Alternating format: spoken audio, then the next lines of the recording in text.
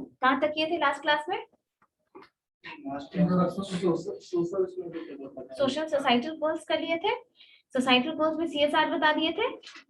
CSR तो बोले थे कि पढ़ करके आना है, ठीक है। बताइए, देखिए HRM की जब बात करें, अभी हम थोड़ा सा बिजनेस प्रैक्टिस करा रहे हैं, मतलब कि HRM को तुमको समझा रहे हैं कि बिजनेस में ही HRM का पार्ट है।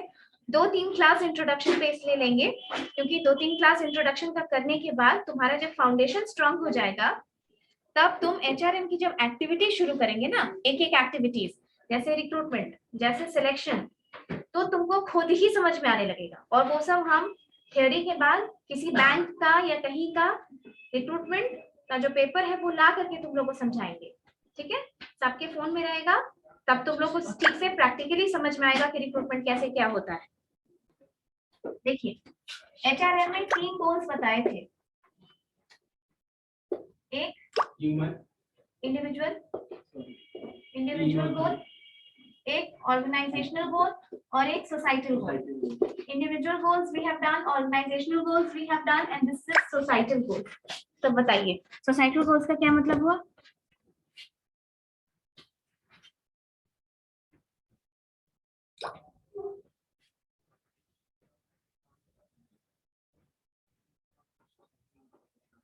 वही है।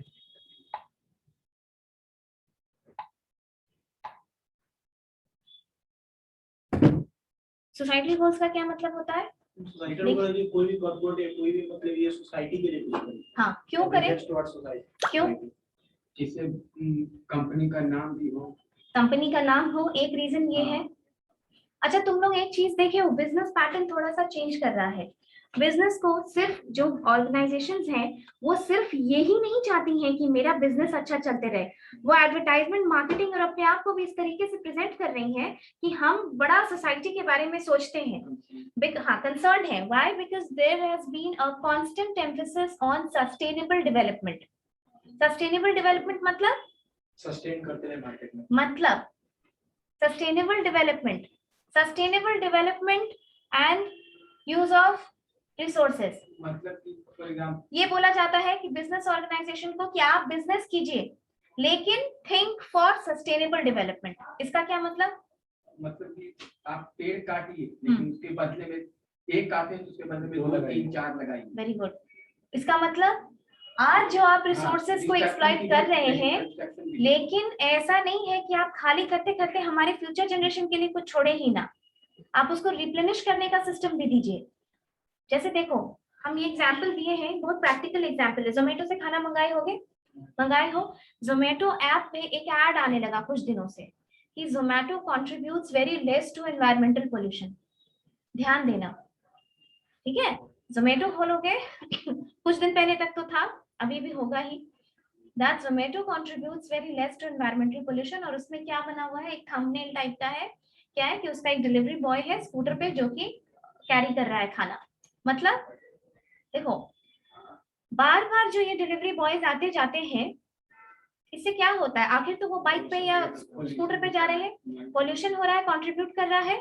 Zomato is a big company ना, लगभग सारा अच्छा बड़ा छोटा रेस्टोरेंट आ ही गई अब जोमेटो पे, क्योंकि कंपनी से सोच ली कि छोटी छोटी भी जो है शॉप्स, वो लोग भी सोच लिया कि अगर हम इसमें नहीं लिंक करेंगे तो मुश्किल होगा। इट इज सो कन्वीनियंट, आप कई बार तो दुकान पे खड़े रहने से ज्यादा जल्दी आपको घर पे खाना मिल जाएगा। कुछ शॉप्स तो ऐसे हैं क्योंकि उनका टाइम लिमिट है। अब आप देखोगे KFC वगैरह में जाना तो देखना कि इन चीजों को इतना एक्सपीडिएट किया गया है कि एक सेपरेट काउंटर सिर्फ जो डिलीवरी के लिए कलेक्ट करने वाले होते हैं उनके लिए बना करके रखा गया है, ठीक है। कि उसमें नॉर्मल कस्टमर्स जो वहां विजिट कर रहे हैं उनके लिए वो नहीं है। जो सिर्फ कलेक्ट करने आएगा उसको अलग स्टाफ केटर कर रहा है कि फटाफट उसको टाइम फ्रेम में कन्वर्ट करना है। तो वो ये कहती है कि हम इकट्ठे इतने लोगों का ऑर्डर लेते हैं, ठीक है, इकट्ठे इतने लोगों का ऑर्डर लेते हैं कि हम एनवायरमेंटल पोल्यूशन को बहुत कम कंट्रीब्यूट कर रहे हैं, मतलब हम ऐड कर रहे हैं एनवायरमेंट के पोल्यूशन से बहुत कम। अंडरस्टूड? तो this is known as sustainable development, कि हम बिजनेस कर तो रहे हैं लेकिन हम बाकी चीजों पे कंट्रीब्यूट कम कर रहे हैं। जैसे इंडिया में लकड़ी बनती है, पेंसिल बनती है, तो इंडिया की जो पेंसिल, जितना भारत में पेंसिल वेंसिल बनता है, स्टेशनरी इज बिग मार्केट, आप समझ सकते हैं। हाँ नहीं, मार्केटिंग है वो, लेकिन उसकी लकड़ी कहाँ से आती है?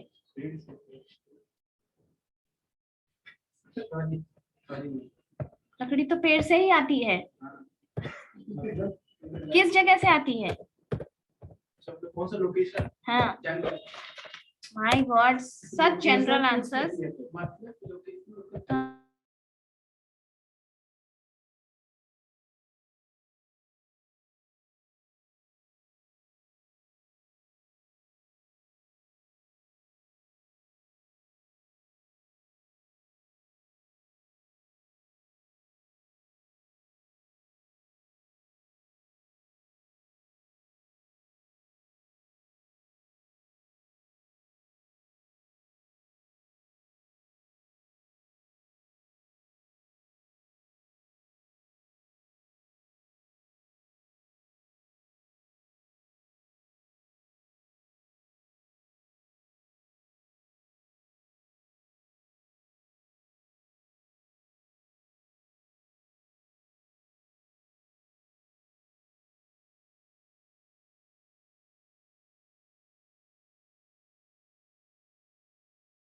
मैम आवाज नहीं आ रही, आप म्यूट हो गए।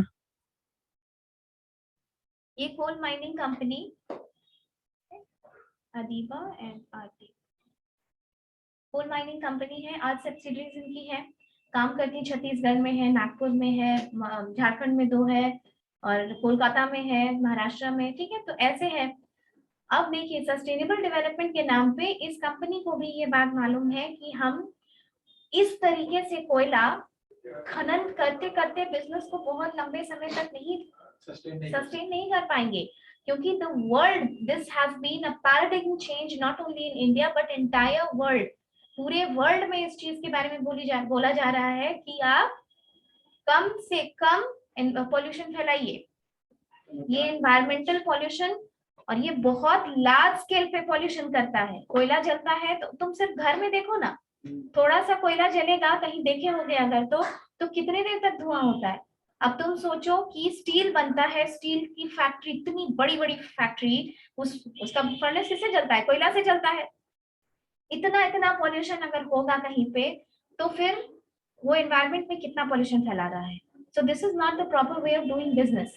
लेकिन तो क्या हुआ कि बहुत सारी न्यू टेक्नोलॉजीज वगैरह आ गई हैं, जैसे कोयला जब धोया जाता है ना, तो वॉशरीज में धोया जाता है, समझे?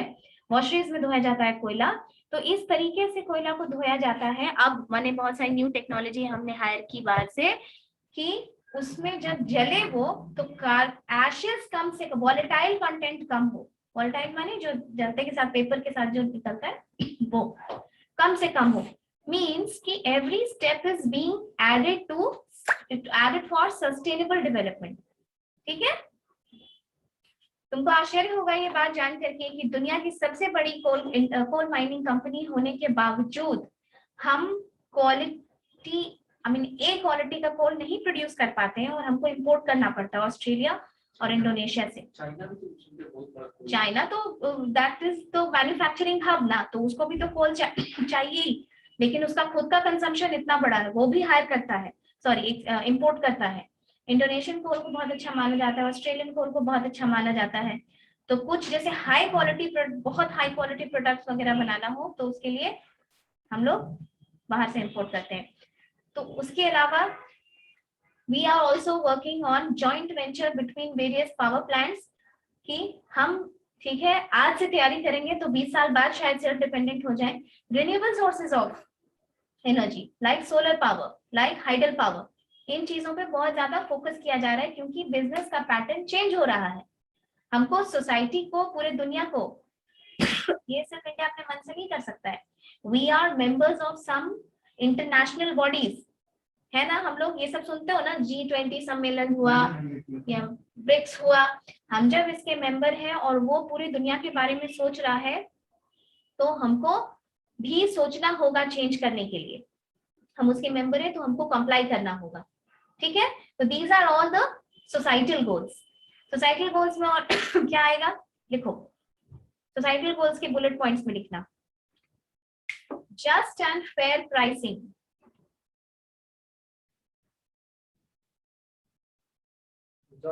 just and fair pricing. Next point, good quality products and services. Good quality. हाँ, good quality products and services.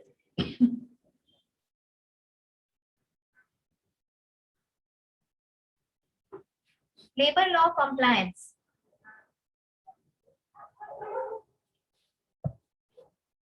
Labor law compliance.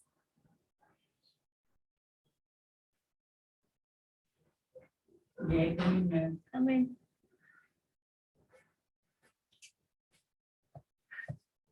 तुमको ठीक है इंग्लिश लेक्चर इसमें भूल आई कब से 5 मिनट. प्रश्न नहीं है 1 घंटा पहले. Okay, so write down. देखिए labor law compliance. Next you write down employment generation.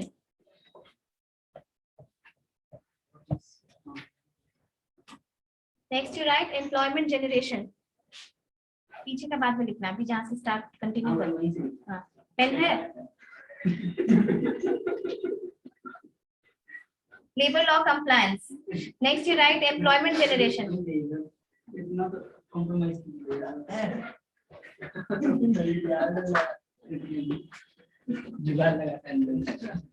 आगे नहीं पाएंगे जो उतना छोटा हो गया?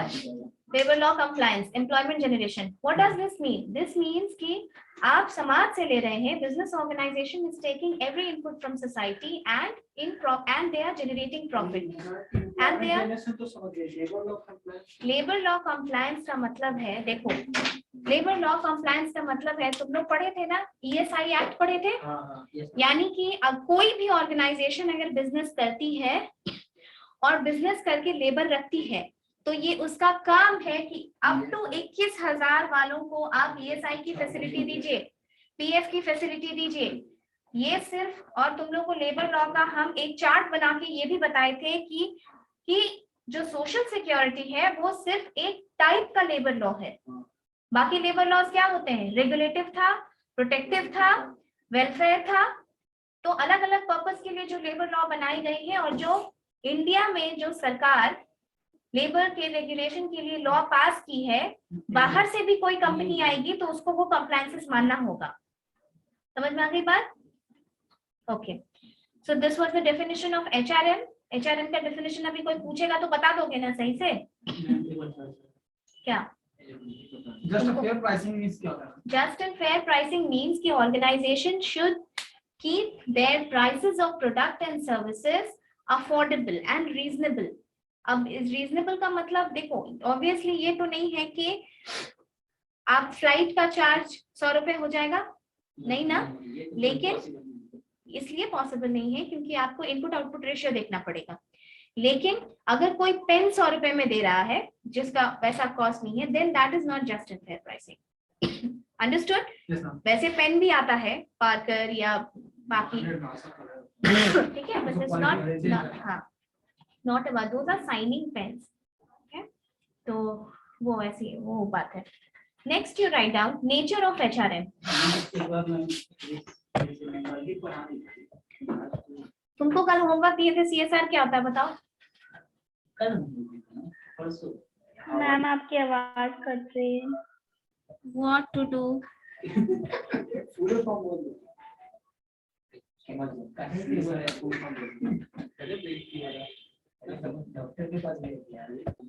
चलो हो गया. CSR देखो, सोसाइटल गोल्स की जब बात करोगे तो एक पॉइंट ये जानना जरूरी है. CSR हो सकता है थर्ड ईयर में तुम्हारे कोर्स में भी हो. CSR का फुल फॉर्म होता है कॉर्पोरेट सोशल रिस्पॉन्सिबिलिटी. लिखो, कॉर्पोरेट सोशल रिस्पॉन्सिबिलिटी. इसका क्या मतलब होता है? अभी कोई आइडिया है? नहीं है तो हम बताएंगे. वही कि कॉर्पोरेट लोग सोशल को मतलब रिस्पांसिबिलिटी या कॉर्पोरेट सोसाइटी के लिए ऑर्गेनाइजेशन. हाँ, देखो कॉर्पोरेट सोशल रिस्पॉन्सिबिलिटी का मतलब है यही सब रीजंस की वजह से जो हम अभी तुमको एक्सप्लेन किए, कि for all those reasons business organization, since they are making profit and they are taking everything from the society, so it becomes their duty, obligation to give it back to society. तो जब हम corporate regulations की बात करते हैं तो उसमें एक CSR एक्टिविटी को जोड़ा गया. इसका क्या मतलब होता है? इसका मतलब होता है कि कंपनीज अपने नेट प्रॉफिट का 2% सामाजिक वेलफेयर के लिए खर्च करती है.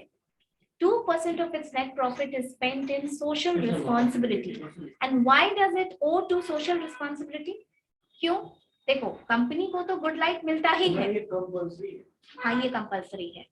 2% कंपल्सरी है, लेकिन इसके बाद आप जितना करते हैं वो आपके अपने कैपेसिटी के ऊपर डिपेंड करता है और टॉप मैनेजमेंट का फिलॉसफी के ऊपर डिपेंड करता है. ठीक है.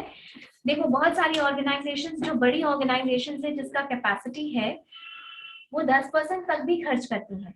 10% तक भी. जैसे फॉर एग्जाम्पल, हाँ, Tata is a very good company which is working towards social welfare. Wipro भी बहुत खर्च करती है.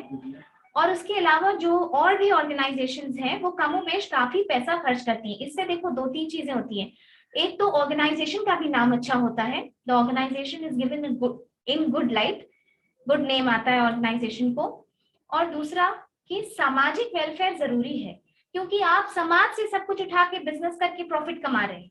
तो ये आपकी, I mean, this becomes your ethical duty, this becomes your ethical obligation to give it back to society. समझे? जैसे CSR एक्टिविटीज बताओ. अब तो समझ में आ गया CSR क्या होता है. अब कुछ एक्टिविटीज ध्यान में हो तो बताओ. तुम लोग ये नहीं सुने हो कि कोई ऑर्गेनाइजेशन के लोग गरीब लोगों में कंबल, ठंड के टाइम पे बहुत सारा कंबल वितरण करने का, या फिर वो इन्फेंट को, छोटे बच्चों को जो जिनको अबैंडन कर दिया गया, छोड़ दिया गया, या लोग नहीं एक्सेप्ट किए, अनाथ वाले, नहीं अडॉप्ट करना नहीं, that is your personal choice, वो CSR एक्टिविटी नहीं है.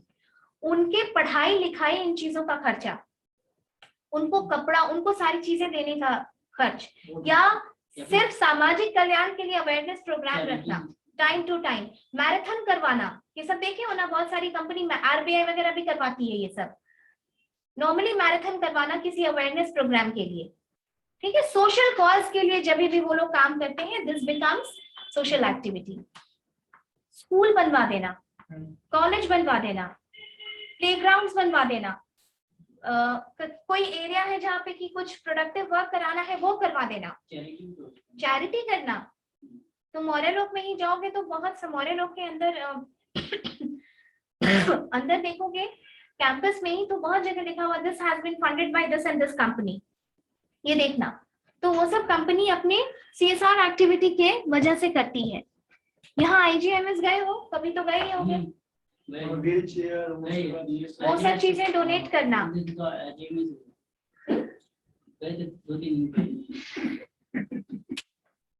हम तुमसे प्रिस्क्रिप्शन नहीं मांगेंगे. चलो देखो, सुनो मेरी बात. बहुत बड़ा है ना कैंपस, बहुत बड़ा है IGMS. देखो इस तरीके से देखो, लिसन, ऐसे करके आप जाते हैं, ये जाने का रास्ता है. अभी इस साइड देखना, इस साइड पे पावर ग्रिड का गेस्ट हाउस बना हुआ है. ठीक है. पावर ग्रिड कंपनी है, उसका गेस्ट हाउस बना हुआ है. पावर ग्रिड हैज, तुम लोग बहुत बात कर रहे हो. सॉरी मैम, पहले तो इसे चलाओ. नहीं चलाएंगे, तब चलाएंगे. कब से आगे चलाने में कुछ दिक्कत हो रहा है. कब के बोले फिर से कुछ नहीं हो रहा है भाई.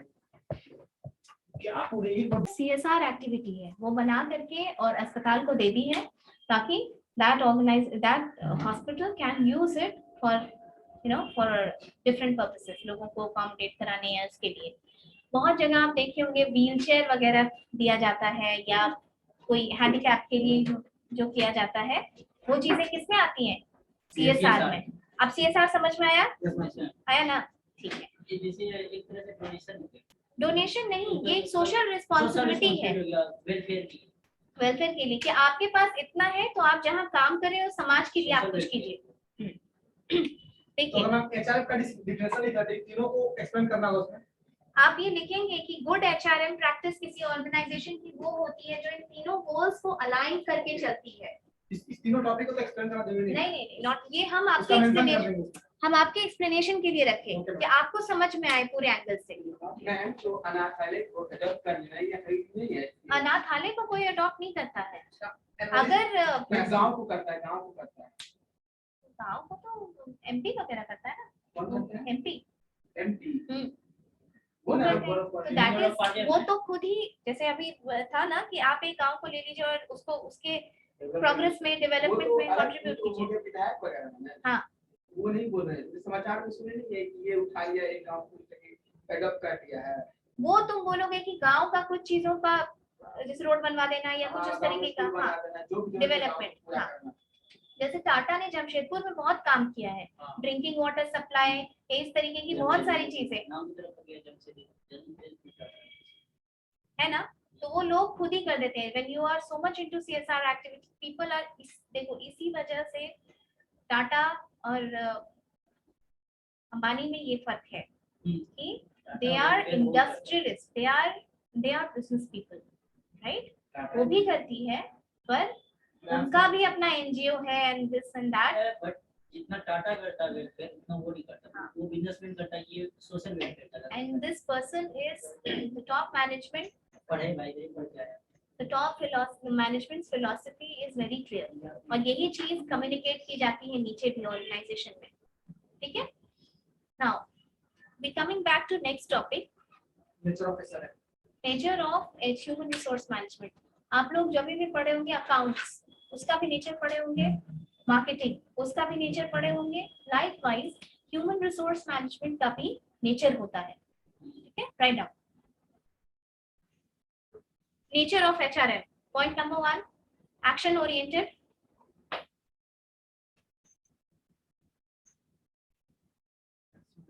Action oriented.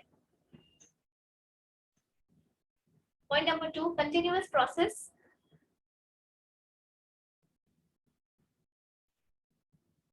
Point number 3, pervasive.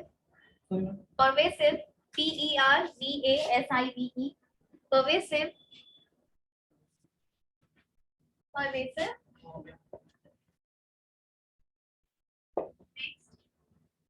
Next, multidisciplinary. Multidisciplinary. Next, employee benefit.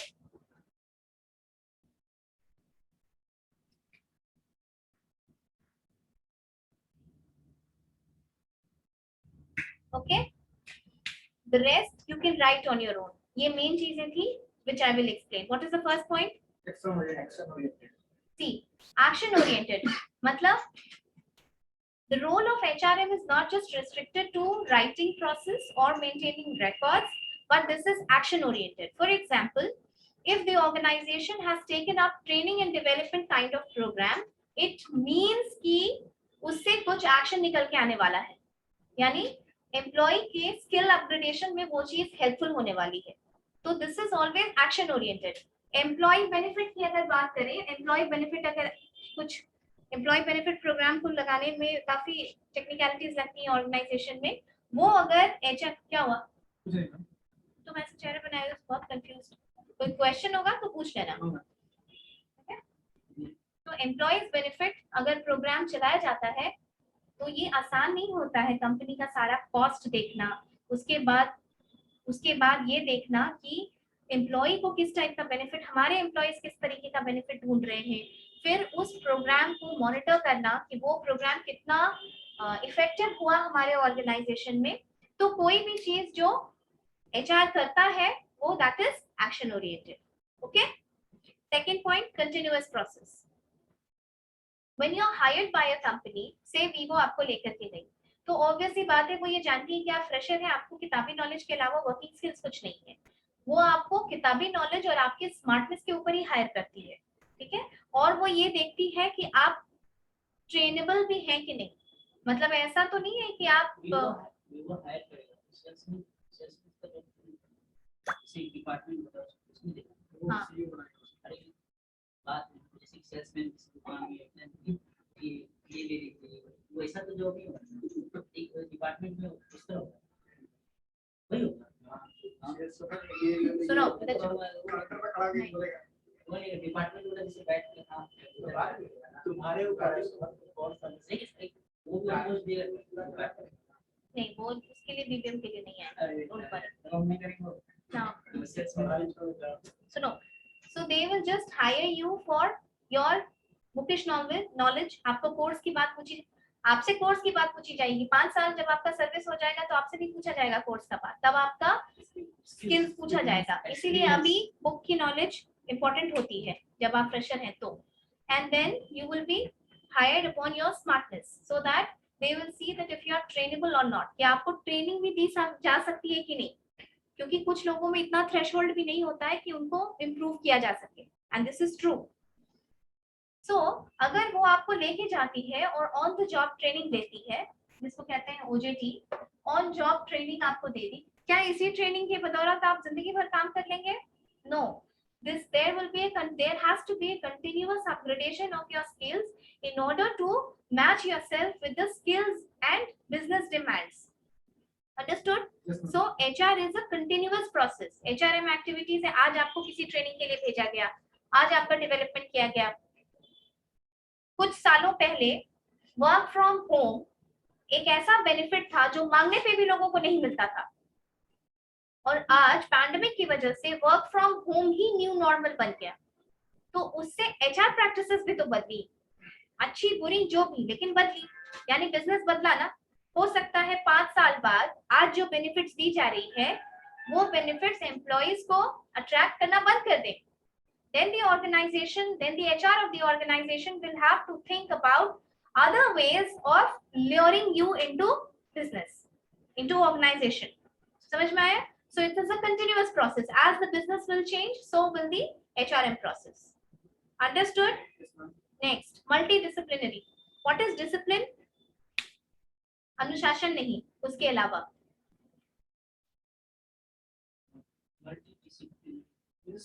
Different area में डिसिप्लिन बताओ सिर्फ। हाँ बताओ।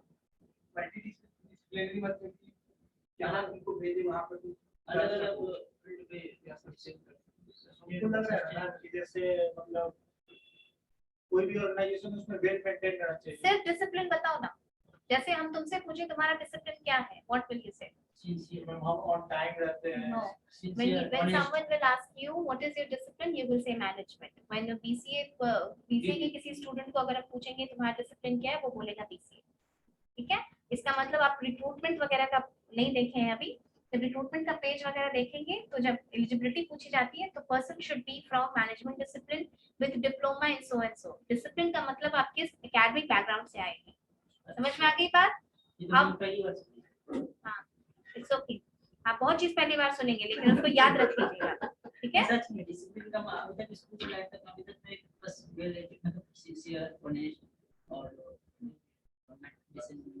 ये नहीं समझते कि एकेडमिक में नौकरी। अभी सुन लिए, नेक्स्ट क्लास में तुमसे पूछेंगे। ठीक है, चलो, डिसिप्लिन हो गया कि you are from commerce discipline, you are from this background that background. Multidisciplinary का क्या मतलब होता है? मल्टीडिसिप्लिनरी माने बहुत सारे बैकग्राउंड से। दिस मींस HR का कोई सिर्फ अपना ही रूल रेगुलेशन या प्रिंसिपल प्रोसीजर नहीं है।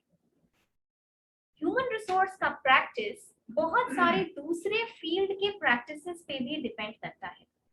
फॉर एग्जांपल, आप मोटिवेशन पढ़े हैं? या स्टडीड मोटिवेशन theories, मैस्लो की थ्योरी, जिग्लियन की theory, ERG theory, Victor Vroom theory. I am one teacher and I am delivering lecture to 20 people in class. या फिर कोई ऐसे ही मोटिवेशनल टॉक, क्या जितने 20 लोग हैं उन पे सेम मोटिवेशन पे काम करता है? नहीं करता है। क्यों? 10-15 की बात हम नहीं बोले। या फिर सिर्फ ये चीज आप ध्यान दीजिए, हम क्लास में पढ़ा रहे हैं, अगर 30 people are there in the class और कोई आके बोलेगा कि शिल्पा मैम पे रोल पढ़ा रही है, ये अच्छा वर्कशॉप कर ले रही है, you give your feedback about this teacher. Wait, ठीक है, some of you will say that she is a good teacher, some will say she's an average teacher, some will say that she's a poor teacher, I can't understand anything जो वो कहती है। इसका क्या मतलब हुआ? आपका अपना अंडरस्टैंडिंग अलग है, आपका अपना परसेप्शन है। हो सकता है हम किसी को डिसिप्लिनरी मेजर्स के लिए डांट दें और फिर उस दिन से उसके लिए बुरे हो जाएं, ठीक है। और कोई और सेम डांट अगर हम किसी और लड़के या लड़की को डांटें, they will take it in good spirit, ये हो सकता है। कहने का मतलब कि the way you perceive things, the way you learn about things is different. आपने देखा होगा कि किसी की लर्निंग एबिलिटी बहुत अच्छी होती है, फटाफट लर्न कर लेगा। किसी की रिटेनिंग एबिलिटी अच्छी होती है, एक बार पढ़ लिया तो उसको बहुत समय तक याद रहेगा। और कुछ लोग जस्ट पढ़े, एग्जाम में वोमिट किए और खत्म। होता है ऐसा? Because this depends upon your, तो तुम रिवाइज ज्यादा क्या करो। मतलब जैसे पढ़ लिए क्वेश्चन देखते ऐसे क्यों होता है? You need to study more. पढ़ते तो रात भर पढ़ते हैं, एग्जाम टाइम तो एक ही रात पढ़ते हो ना, ये प्रॉब्लम है। बीबीएम 3 साल का कोर्स है। कभी पढ़ते बट क्या है कि ज्यादातर थ्योरी में बोलने मतलब थ्योरी है ना, प्रैक्टिकल बनाते हैं अकाउंट प्रोसेसिंग होता है। चलो ऐसे क्यों रिवीजन टाइम में उसका पता है चलो डॉक्टर से मिला। देखो देखो, साइकोलॉजी में चलो, this is because you perceive things differently, this is because you learn things differently. Human का motivation level भी अलग अलग होता है। एक ही टीचर क्लास में लेक्चर देता है, किसी को ज्यादा समझ आता है, किसी को कम समझ में आता है। ये आपके अपने परसेप्शन पे भी डिपेंड करता है। यही होता है ऑर्गेनाइजेशन में भी। आपका किसी पॉलिसी, किसी टॉप मैनेजमेंट के बारे में या अपने पीयर्स के बारे में डिसिप्लिन माने परसेप्शन अलग हो सकता है। तभी हम जब ओबी पढ़ते हैं ना, ओबी माने ऑर्गेनाइजेशनल बिहेवियर जब पढ़ते हैं, थर्ड ईयर में आपको पूरा पढ़ना है। ऑर्गेनाइजेशनल बिहेवियर जब पढ़ते हैं तो इसमें जब इंडिविजुअल बिहेवियर पढ़ाते हैं, इंडिविजुअल यानी सिर्फ आपका अपना, ग्रुप बिहेवियर भी फिर पढ़ते हैं क्योंकि आप इंडिविजुअल और ग्रुप दोनों में काम करते हैं। जब इंडिविजुअल बिहेवियर पढ़ाया जाता है तो क्या पढ़ाया जाता है? मोटिवेशन, लर्निंग, तुम्हारा एटीट्यूड, तुम्हारा ईगो, यस, और 2-3 चीजें हैं जो इंडिविजुअल बिहेवियर में, क्योंकि वो अलग होंगी। कॉन्फिडेंस, इसीलिए जो एंथ्रोपोलॉजी, ऑर्गेनाइजेशनल बिहेवियर, साइकोलॉजी, ठीक है, ये सारी चीजें, या इकोनॉमिक्स भी एचआर में एक इम्पोर्टेंट रोल प्ले करता है। तुम लोगों को तो अभी नहीं पता है, जैसे एमपीपी बनाते हैं हम लोग, मैन पावर प्लानिंग जब किया जाता है, कि आज मान लो कि 2021 में किसी ऑर्गेनाइजेशन में नीचे 250 लोग हैं, ठीक है। अब ये धीरे धीरे ऊपर बढ़ना शुरू करेंगे, हमारे ऑर्गेनाइजेशन के टॉप मैनेजमेंट बनना शुरू करेंगे। तब ये कैलकुलेट किया जाता है कि 2031 तक कितने लोग, ब्लॉक्स वगैरह होता है, मॉडल्स होता है, तो ये इसीलिए यहाँ पे इकोनॉमी यूज होता है, फॉर्मूला होता है, उससे कैलकुलेट किया जाता है कि कितने लोग बचेंगे। मैन पावर प्लानिंग, हमको नेक्स्ट हायरिंग कितनी करनी है। आज भी वो हायर कर रही है तो क्या वो अभी तुरंत के लिए हायर कर रही है? फ्यूचर के लिए हायर कर रही है। और उसकी हायरिंग इस बात पे डिपेंड करती है कि पिछले 5-6 साल में कितने लोगों ने छोड़ दिया होगा, और आगे भी वो कैलकुलेट करके चल रही है कि कितने लोग आपको छोड़ देंगे। समझ में आया? तो रिक्रूटमेंट वगैरह जो होता है उसमें इकोनॉमिक्स का बहुत यूज होता है। लेबर टर्नओवर, जब लेबर टर्नओवर का रेशियो निकालते हैं उसका एक परसेंटेज है, ठीक है, और भी चीजें हैं जिसमें इकोनॉमिक्स बहुत लगता है। मल्टीडिसिप्लिनरी कहने का मतलब है कि this is a field which is multidisciplinary. कोई अपना एक फिक्स्ड फिलॉसफी नहीं है। It has taken values from, it has taken information and usefulness from organizational behavior, from anthropology, from economics, from psychology, from sociology. Okay? Maslow की जो theory बनी, Maslow की जो नीड हायरार्की थ्योरी बनी, ये self esteem important होता है, ये कहाँ से आया? सोसाइटी के नीड से आया ना, सोशियोलॉजी से आया, राइट? तो यही चीजें हैं। जब आप अपना आंसर बनाएंगे किसी चीज का, जब आंसर करेंगे आप, I am always telling you, अभी आप फ्रेशर हैं, 2 ही चीज काम देगी, एक तो आपका कोर्स का क्वेश्चंस और दूसरा आपका अपना स्मार्टनेस। तो smartness is one thing that will come when you understand things from various dimensions. And believe me, HR हर आदमी से एक ही क्वेश्चन पूछता है, why should I hire you, what is your name, tell me your family background, where do you want to see yourself 5 years down the line. तुमको लगता है कि वो बेवकूफ है, घिसा पिटा क्वेश्चन पढ़ा? नो, कुछ नया सुनना चाहता हूँ। नया सुनना नहीं चाहता है, वो ये सुनना चाहता है कि इस घिसे पिटे क्वेश्चन का तुम कितना एप्ट आंसर कर सकते हो। तुमको लगता है कि 20 लोग वही आंसर करता होगा? नहीं, सवाल तो सबसे एक ही किया जाता है। तुम attitude, your attitude is seen, your confidence, your attitude. तुमसे कोई एक क्वेश्चन, सबसे आसान चीज क्या होता है कि व्यूज पूछ देना किसी के बारे में, इंट्रोडक्शन। आप किसी भी इंटरव्यू में चले जाइए, नॉट जस्ट दिस इंटरव्यू, आप गवर्नमेंट का भी, जहाँ बोर्ड की बोर्ड बैठती है, एकदम सेंट्रल गवर्नमेंट का बोर्ड है। हाँ,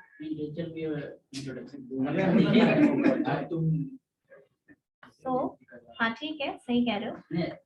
So, even when you sit for the central boards, they will ask you the same question. Where do you come from? What is, introduce yourself, और फिर वो मार्किंग करना शुरू कर देते हैं। तो आपको क्या लगता है, ये सब तो फिर भी छोटे इंटरव्यूज हैं।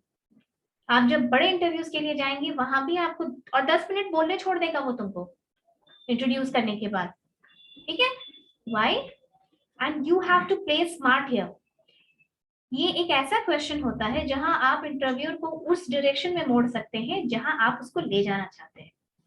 जैसे आप अगर अपना सिटी स्ट्रेस करना चाहते हैं, आपको लगता है कि आपके शहर के बारे में कोई खास बात है जो बताई जानी चाहिए, I am telling you, not for just normal interviews, ऐसे बता रहे, तो आप अपनी सिटी का नाम लीजिए उस वक्त कि I come from this district. जैसे कि कोई गया बोलेगा तो Bodhgaya will be a big thing, कि आप उसके बारे में क्या जानते हैं, और अगर उसका पूरा नॉलेज या होमवर्क करके गए हो तो your answer is going to be very impressive. So the same hack and question, यानी वही घिसा पिटा क्वेश्चन, एचआर राउंड होने का कुछ मतलब होता है कि even if you have qualified the technical skills, there is always the HR round judging you. क्यों? टेक्निकल तो हो गया तो ले लिया काम करने के लिए, ऐसा नहीं होता है। आपको आता है ठीक है, पर हम आपको ट्रेन कर पाएंगे कि नहीं, आप में खुद का कितना स्मार्टनेस है, ये चीजें एचआर राउंड जज करती है। Okay, so this is multidisciplinary का मतलब समझ में आया।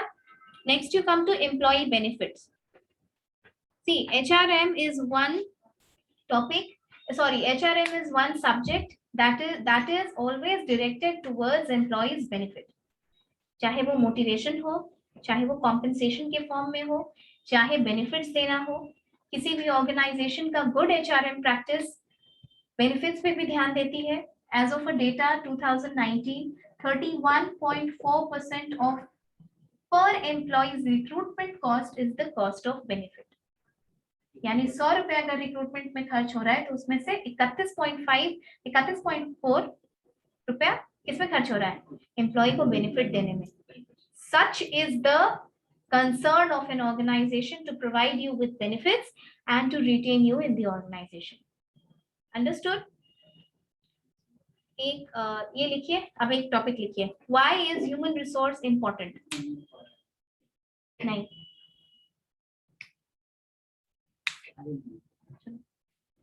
why is human resource important? Write down.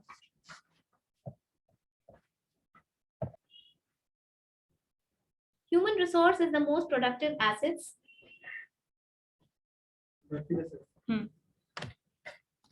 Capital and physical asset.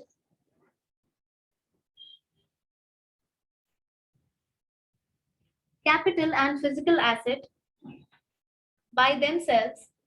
Sorry, capital and physical resources लिखिए, not assets. Capital and physical resources by themselves cannot improve efficiency. Cannot improve efficiency or contribute. Ma'am, Resources. resource. Resources by themselves.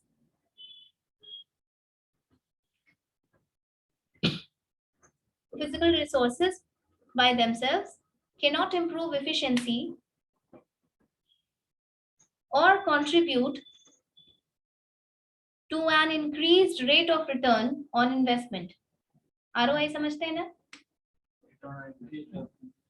To an increased rate of return or investment.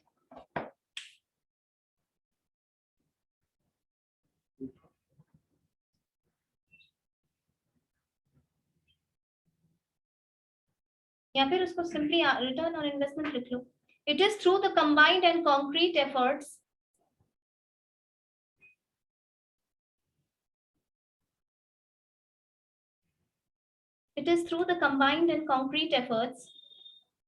of people that monetary and material resources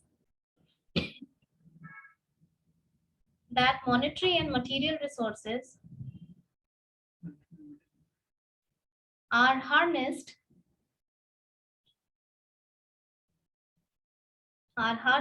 to achieve organizational goals.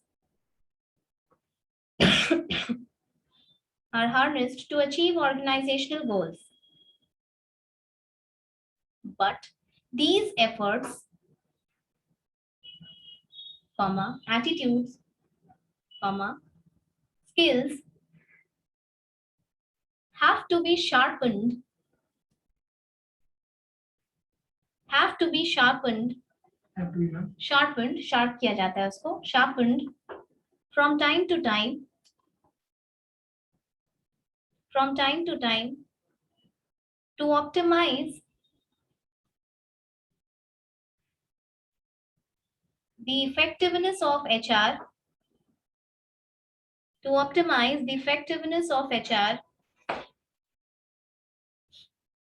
and enable them to meet greater challenges.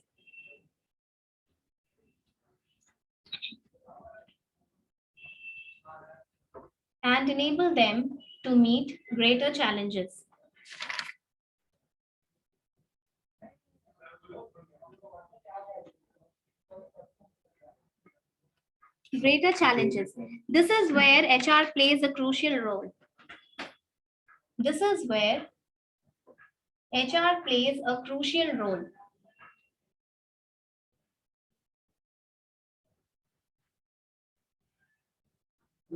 Crucial role.